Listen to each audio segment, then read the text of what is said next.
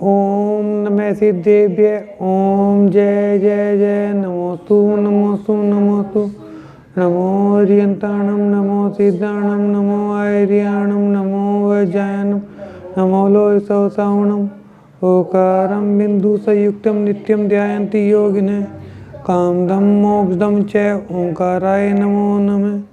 अविरल सद्गुणोत्प्रक्षालित सकल भूतल मल कलंका मुनि भी रूपासी तीर्था सरस्वती हर्तु नो दूरितान अज्ञान तिमिरंधानम ज्ञानांजन शलाकया चक्षुरुन्मीलितं येन तस्मै श्री गुरुवे नमः।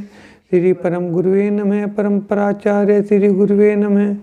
सकल कलुष विध्वंसकम शेताम परिवर्धकम धर्म संबंधकम भव जीवन प्रतिबोधकारक मिदम शास्त्रम श्रीपदम पुराण नाम देयम अक्षयम बुलगंध करता है श्री सर्वज्ञ देवा तदुत्तर गण करता है श्री गंधर देवा प्रतिगंधर देवा तेषाम अनुचुसार माध्यम श्री रविसेन आचार्येण विरचितम सर्वे श्रोतार्य सावधान्त्या सर्वन्तु मंगलम भगवान वीरो मंगलम गौतमो गणी मंगलम कूनाद्यो जैन धर्मोस्तु मंगलम सर्वमंगल मांगल्यम सर्वकल्याणकारकम प्रधानम सर्वधर्माणाम जैनम जयतु शासनम जैनम जयतु शासनम जयतु शासनम।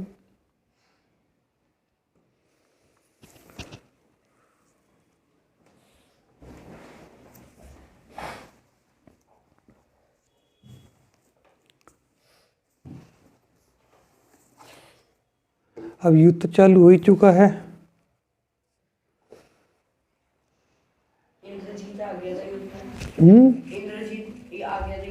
हाँ। अब देखो वो वाली घटना भी आने वाली है कि इंद्रजीत लक्ष्मण पर शक्ति का प्रहार करेंगे।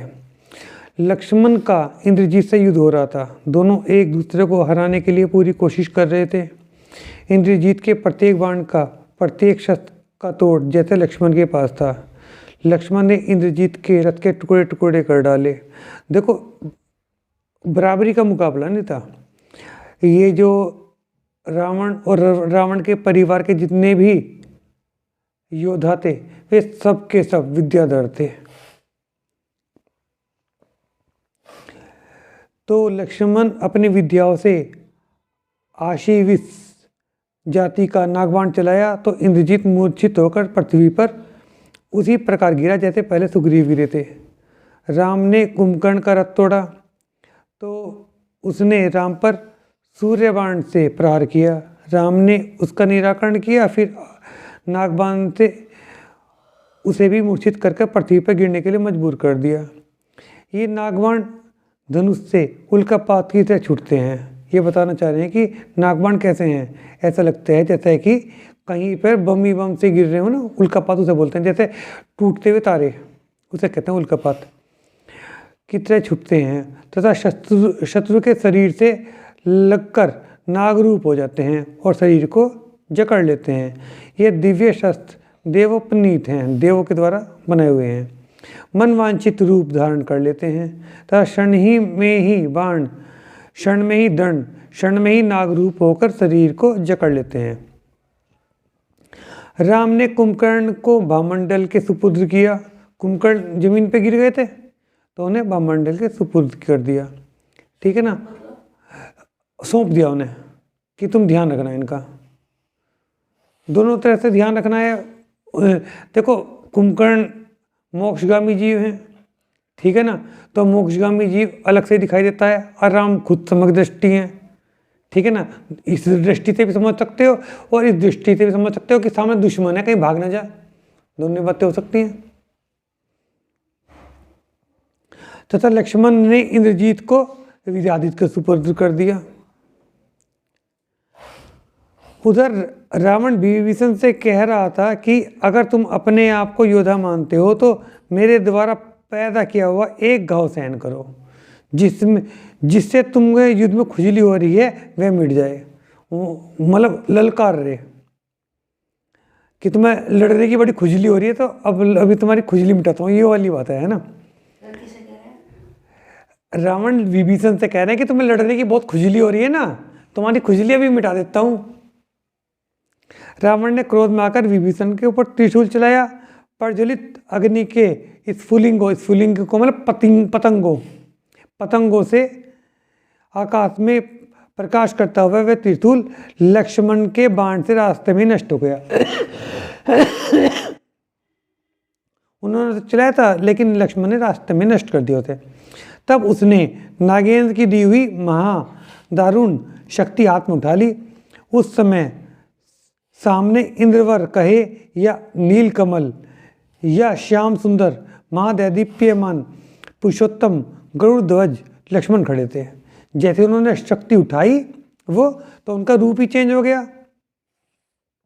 रावण ने लक्ष्मण को संबोधित करते हुए कहा, तुझमें इतनी शक्ति कहाँ जो तुम मेरा सामना कर सको, और वो कितने मुझे मत समझो।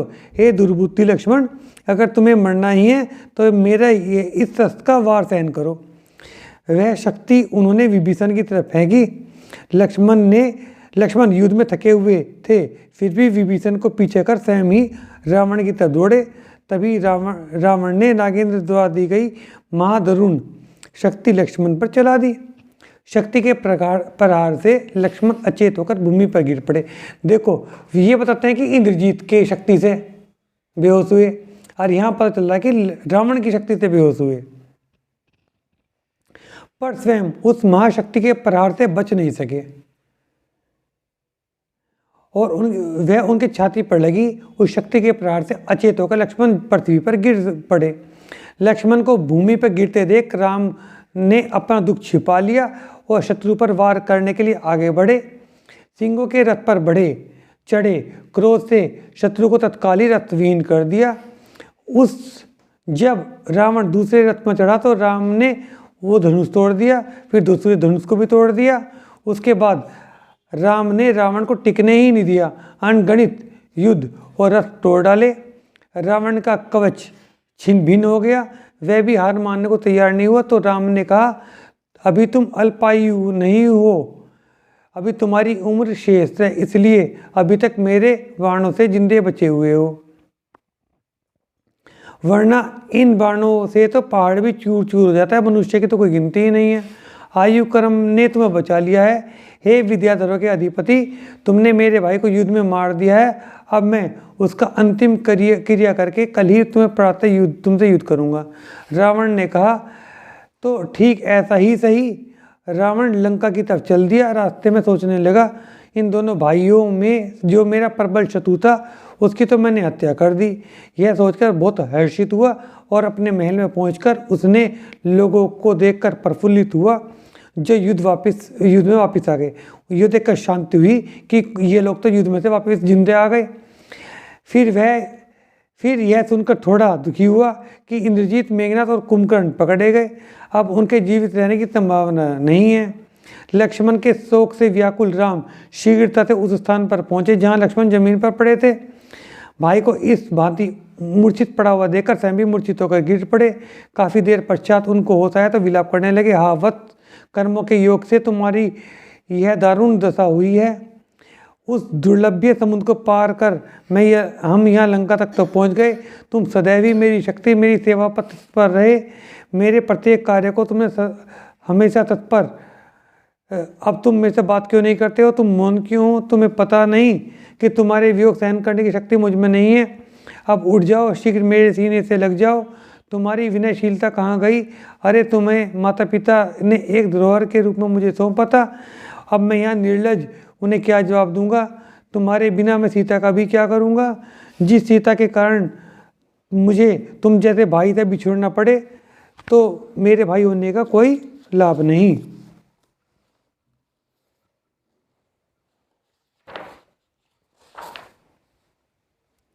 हे राजा सुग्रीव, तुमने अपनी मित्रता दिखाई, अब अपने स्थान पर वापस चले जाओ। हे महामंडल, तुम भी वापस चले जाओ।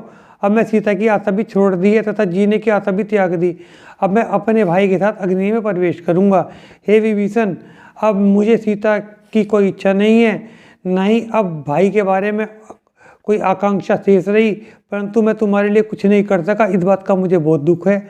जो उत्तम पुरुष होते हैं वे पहले उपकार करते हैं, जो मध्यम श्रेणी के पुरुष होते हैं वे बाद में उपकार करते हैं, और जो कभी भी उपकार नहीं करते वे अधम श्रेणी के पुरुष माने जाते हैं।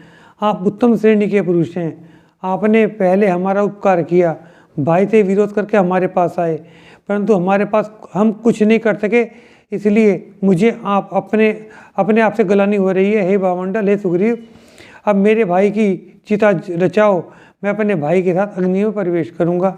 आप लोग जो ठीक समझो वही करना। यह कहकर लक्ष्मण को राम स्पर्श करने लगे तो जाम्बुन ने कहा, हे देव, ये दिव्यास्त्र से मूर्छित हुए हैं, इसलिए इन्हें स्पर्श मत करो, तुम्हारे भाई ठीक हो जाएंगे। ऐसा ही होता है। आप धीरता रखो, कायरता तजो, आपदा आने पर उपाय ही कार्य करता है, यह विलाप उपाय नहीं है। आप तो योद्धा है, रोना उचित नहीं है, ऐसा विलाप करना शूद्र लोगों का काम है, इसलिए धीरज रखो, कोई उपाय करते हैं। तुम्हारा भाई नारायण है, इसलिए अवश्य ही जीवित रहेगा, अभी इसकी मौत नहीं आने वाली। यह सुनकर सभी विद्याधर सोचने लगे, लक्ष्मण के शरीर से शक्ति किस प्रकार से निकाली जाए। यह दिव्य शक्ति है, किसी औषधि से इसे नहीं निकाला जा सकता, पर सूर्य उदय हो गया तो लक्ष्मण का जीवित रहना मुश्किल है। फिर कपड़ों के डेरे खड़े कर सेना को 7 चौकियों बनाकर खड़ा किया। सुरक्षा के लिए शस्त्रों की पहली चौकी पर पहले में नल, दूसरे में नील, तीसरे पे विभीषण, चौथे पे कुमुद, 5वीं पर जम्बू कुमार, उत्तर द्वार पर बालीपुत्र चंद्रमरीच तथा वानरवंशी योद्धा दक्षिण की तरफ बैठ गए। लक्ष्मण को जीवित रखने की आशा बहुत कम होने से सभी दुखी थे। उधर लक्ष्मण का मरण निश्चित समझ बालीपुत्र चंद्रमरीच तथा वानरवंशी महायोद्धा भी अत्यंत दुखी हो रहे थे। कुंभकर्ण, मेघनाथ और इंद्रजीत को इस युद्ध में मूर्छित होकर बंदी बनाए रखे जाने पर रावण विलाप करने लगा। हाय भाई कुंभकर्ण, परम उदार, अत्यंत हित सोचने वाले, ऐसी बंधन अवस्था में क्यों प्राप्त हो गए हो। हाय इंद्रजीत, हाय मेघनाथ, महापराक्रमी, मेरी भुजाओं जैसी शक्तिशाली दृढ़ कर्म योग से बंध को प्राप्त हुए, ऐसी अवस्था में अभी तक किसी भी की नहीं आई। मैंने शत्रु के भाई को मार दिया है, वह तो तुम्हें पता नहीं है। तुम जैसे उत्तम पुरुष मेरे प्राणों के आधार इस दुखमयी अवस्था को प्राप्त हो गए हैं। ओ, इससे ज़्यादा कष्ट मुझे और क्या हो सकता है। उधर जानकी को जब लक्ष्मण की शक्ति का पता चला तो वे रुदन करने लगी। हाय लक्ष्मण, विनयवान गुणभूषण, मुझ मंद भागने के कारण ऐसी अवस्था को प्राप्त हुए हो। ऐसी समय में तुम्हारी देखभाल करना भी चाहूँ तो नहीं कर सकती। देव योग से मैं तुम्हें देख भी नहीं पा रही हूँ। तुम जैसे योद्धाओं को पापी शत्रु ने मरा हुआ कहा सो कहा, पर मेरे मरण पर संदेह नहीं किया।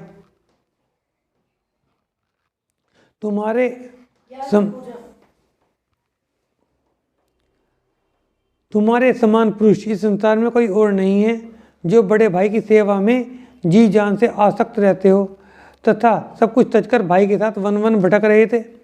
तब सीता को एक विद्याधरिणी ने समझाया, हे देवी, तुम्हारे देवर के मरने का कोई निश्चित प्रमाण नहीं है, इसे तुम रुदन मत करो।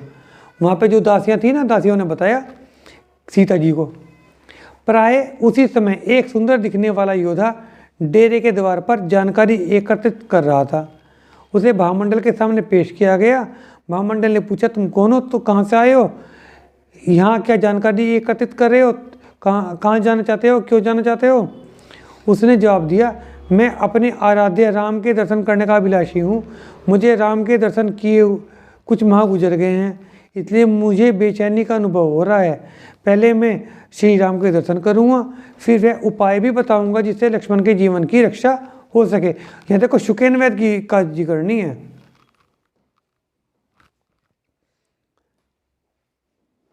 यह सुनकर भामंडल को अत्यंत प्रसन्नता हुई। वह अपनी जगह अन्य योद्धा को तैनात कर उसे लेकर तुरंत राम के पास पहुंच गए। वह योद्धा विद्याधर राम को विधिपूर्वक नमस्कार करके बोला, हे देव, आप परेशान न हो, लक्ष्मण कुमार निश्चित रूप से ठीक हो जाएंगे।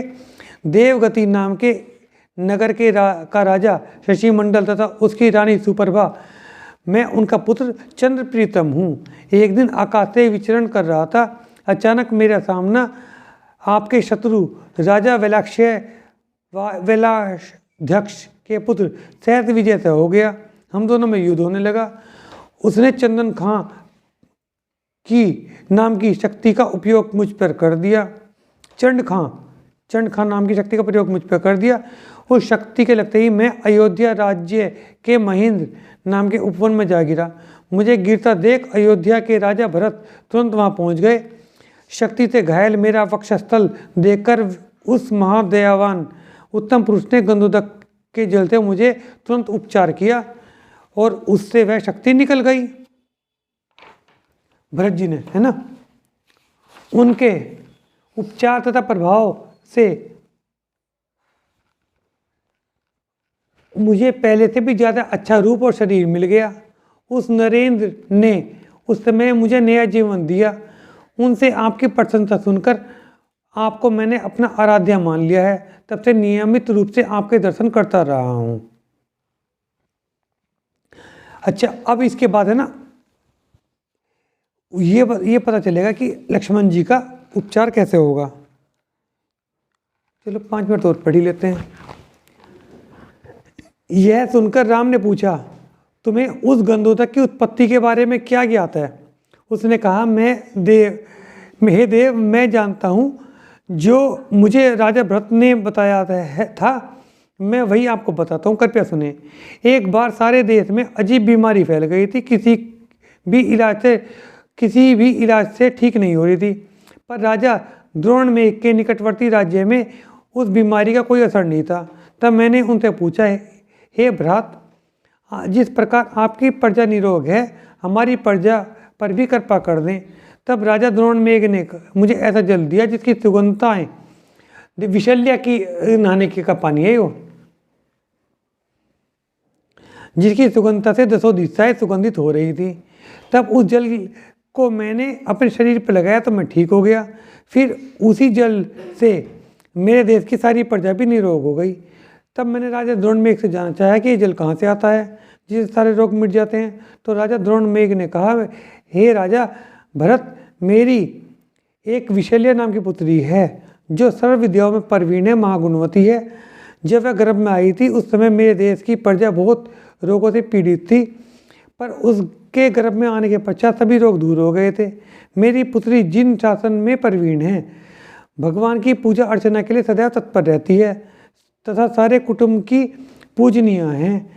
यह उसके स्नान का जल है, उसके शरीर की सुगंधता से ही यह सुगंधित है।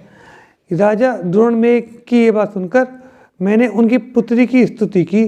फिर सत्व नाम के मुनिराज थे, उस कन्या की विशल्या के बारे में जानना चाहा तो उसने बताया, महाविदेह क्षेत्र में स्वर्ग समान पुंडरीक देश में त्रिभुवनानंद नाम का नगर है। वहाँ चक्रधर नाम के चक्रवर्ती राजा राज्य करता था।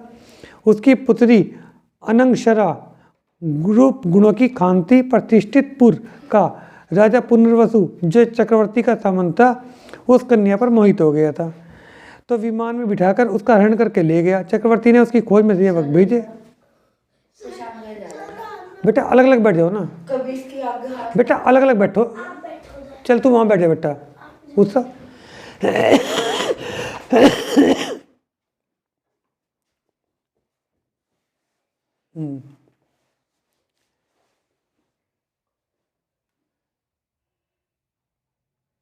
चक्रवर्ती ने उसकी खोज में सेवक भेजे। सेवकों ने उस विमान को चूर चूर कर डाला।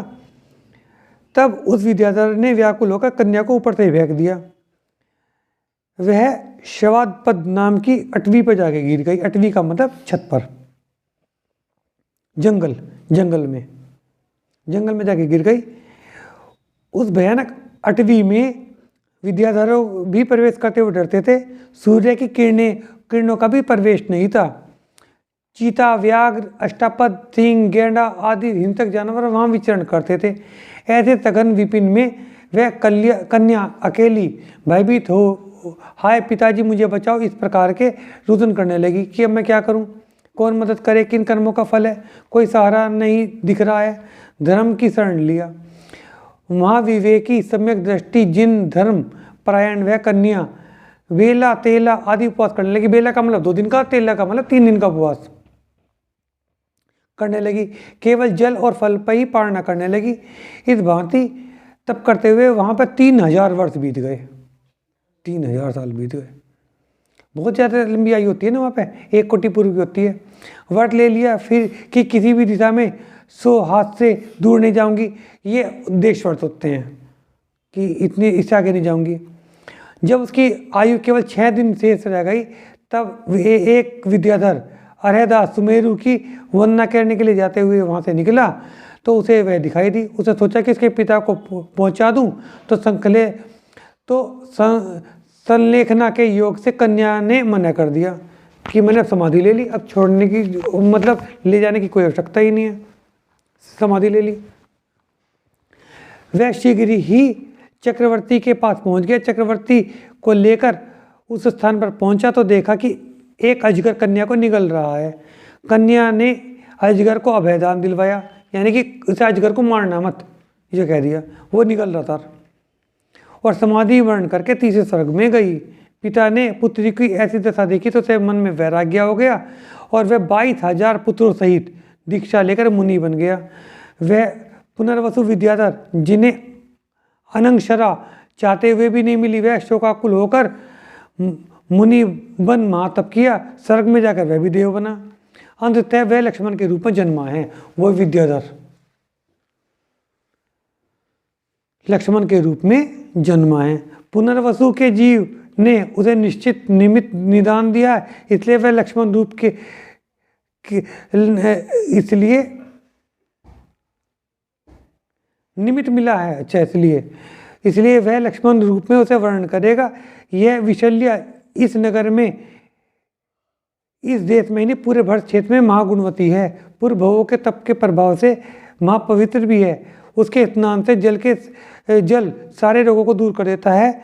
यह सब उसके पूर्व भव के उपसर्ग सहने और महातप का फल है।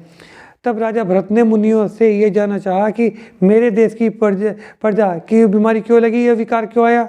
तो मुनियों ने समझाया, राजपुर नगर में विद्या नाम का महाधनवान व्यापारी एक बार ऊँटों, गधों और भैंसों पर सामान लादकर अयोध्या आया था। उसका एक भैंसा तो अत्यधिक बोझ लादने के कारण बहुत घायल तेज रोग से पीड़ित होकर नगर में ही मर गया और वह अकाम निर्जरा के योग से अश्वकेतु नाम के वायु कुमार देव बना। उसने अवधि ज्ञान से यह देखा कि पूर्व भव में भैंसा था, ज़्यादा बोझ लादने से मेरी पीठ जहाँ तहाँ से कट गई थी। रोग से पीड़ित मैं मार्ग में कीचड़ में पड़ा हुआ था। लोग मेरे सिर पर तथा शरीर पर पैर रखकर ऊपर जाया करते थे। चूंकि अब मैं देव हो गया हूँ, उसका प्रतिफल ले सकता हूँ। अश्वकेतु के प्रतिशोध के कारण ही इस नगर में महाव्याधि फैल गई।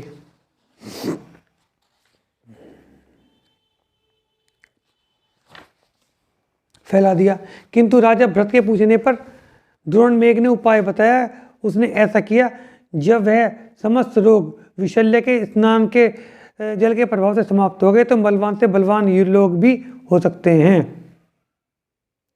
ये सारी कथा मुनि ने राजा भरत को सुनाई थी तथा राजा भरत ने मुझे सुनाई थी। अब मैंने आपको सुना दिया। आप शीघ्रता से विशल्य का स्नान का जल मंगवा लें। लक्ष्मण के बचने का कोई और तरीका नहीं है। जिनवाणी जगमैया जन्म दुख मीट दो। जिनवाणी जगमैया जन्म दुख मीट दो। जन्म दुख मीट दो, मरण दुख मीट दो। जिनवाणी जगमैया जन्म दुख मीट दो। समोसन सा महल तुम्हारा गणधर जैसे भैया। समोसन सा महल तुम्हारा गणधर जैसे भैया। कौन कौन से पुत्र तुम्हारे तीर्थंकर सैया। जन्म दुख मीट दो। जिनवाणी जगमैया जन्म दुख मीट दो। सात तुझे द्रव्य बताए हो उपकारी मैया। सात तुझे द्रव्य बताए हो उपकारी मैया। जो भी शरण में आया उसकी पार लगा दो नैया। जन्म दुख मीट दो।